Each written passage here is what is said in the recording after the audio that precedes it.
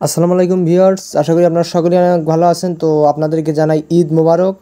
তো আজকের যে বিষয়টা আছে আমি আপনাদেরকে দেখাবো যে আপনি কিভাবে আপনার হাতে থাকা ফোনটির মাধ্যমে অনলাইনের মাধ্যমে আপনি দেখবেন যে আপনার দলিল রেজিস্ট্রেশন করতে যেগুলো ধাপ আছে বা যেগুলো বিষয় আছে সেগুলো অনলাইনের মাধ্যমে দেখবেন। এখন অনলাইনের মাধ্যমে দেখতে পারবেন বা আপনারা যারা আপডেট আছেন তারা হয়তো বা জানেন, কিন্তু পদ্ধতিটা জানেন না, তাই আজকে দেখিয়ে দেবো, সাথেই থাকবেন।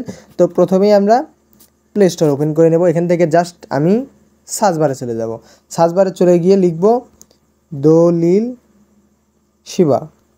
দলিল সেবা, যারা এই অ্যাপটা ব্যবহার করে থাকেন তারা জানেন। আমি ডাউনলোড করে জাস্ট ওপেন করে নিব। এখান থেকে দেখেন অনেকগুলো অপশন ফেস হয়েছে, একদম নিচের দিকে আসবেন। নিচের দিকে এসে রেজিস্ট্রেশন সংক্রান্ত এখানে চাপ দিবেন একটা, এই যে এইটা এইখানে চাপ দিবেন 3 নাম্বার। যখন চাপ দিবেন, চাপ দেওয়ার পর দেখেন দলিল রেজিস্ট্রেশনের জন্য কাগজপত্র, আপনার কী কী কাগজপত্র কীভাবে কী করতে হবে তাই দেখব। এখানে চাপ দিব।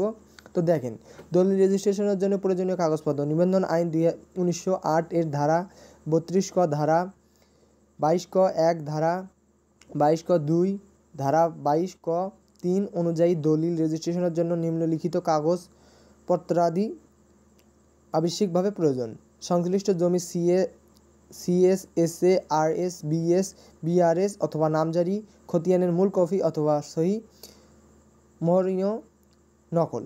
এখান থেকে দেখেন, মানে আমি এটা জাস্ট একটু পড়াইলাম। এখান থেকে দেখেন ধাপ আছে, 7টা ধাপ আছে এবং ওয়েবসাইটগুলোর লিঙ্ক দেওয়া আছে। এখানে দেখতে পাচ্ছেন land.gov.bd, মানে এটা কোথায় থেকে কি হবে বা মানে প্রাপ্তির স্থানটা কোথায় বা কিসের মাধ্যমে। এখান থেকে জাস্ট যদি একটু পড়ে নেন মনোযোগ সহকারে, তাহলে বিষয়টা বুঝতে পারবেন বা এটা সম্পর্কে আপনার ধারণা এসে যাবে, একটা সঠিক ধারণা। তো এইটাই বিষয় ছিল, খুব সহজ, 1 মিনিটের বিষয় একটা। জাস্ট আমি যে সিস্টেমে দেখিয়ে দিলাম এই সিস্টেমটা যদি আপনি ফলো করেন তাহলে হতে পারবে। তো আজকের ভিডিও এটাই ছিল। সবাই ততক্ষণ পর্যন্ত ভালো থাকবেন। পরবর্তী ভিডিও আসা পর্যন্ত আমি আজকে এখানেই বিদায় নিচ্ছি। আসসালামু আলাইকুম। ততক্ষণ পর্যন্ত ভালো থাকবেন।